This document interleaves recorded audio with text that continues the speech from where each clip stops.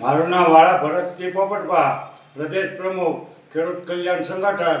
અત્યારે 2-3 કલાક પહેલાં આપણા ગુજરાતના પ્રખ્યાત વરસાદ કે હવામાનના આગાહીકાર કહેવાય એવા આંબાલાલ પટેલ, આંબાલાલ કાકાએ હવે હું આગાહી નહીં કરું એવું જે નિવેદન આપ્યું, એટલે અમને ગુજરાતભરના ખેડૂતોને 56 લાખ ખેડૂતોના મનમાં દિલ દુભાણું છે અને ગુજરાતના 6 કરોડથી વધારે લોકોને અંબાલાલ પટેલ ઉપર, અંબાલાલ કાકા ઉપર હવામાનની જે જબરજસ્ત આશા હતી અને એની જે આગાહી સાચી પડતી, એટલે આનાથી અમે ખૂબ નારાજ છીએ.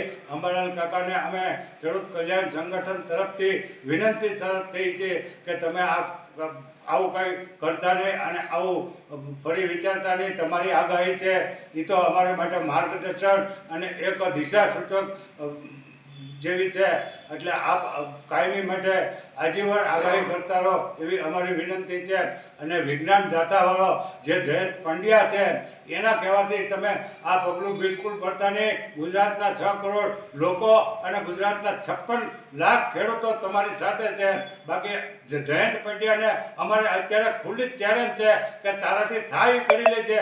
બાકી હવે પછી જો અંબાલાલ પટેલનું નામ લીધું તો ગમે ત્યારે તોલા રંગાઈ જાય અને 108માં લઈ તું એના ભેંને 9 મહિનાની ભેંને પેટમાં પાડો હોય એવું પેટ ડેબો કરીને રોજ જ્યાં હોય ને ફર્યા કરો અને ધર્મના ધતિંગ જ્યાં હોય ને હાલતા હોય તો તું હિન્દુના સનાતન ધર્મ ઉપર પણ જ્યાં હોય તે ટાપ તું ધોંગ ધતિંગ કે ભૂવા ભરાડી ક્યાંક ખોટું કરતા હોય. બાકી ભૂવાનું માતાજીનું એ તો અનાદિકાળથી માતાજીના દરેક હિન્દુને, દરેકે દરેક જ્ઞાતિના હિન્દુને પોતાના ભૂવા માતાજીના હોય જ છે.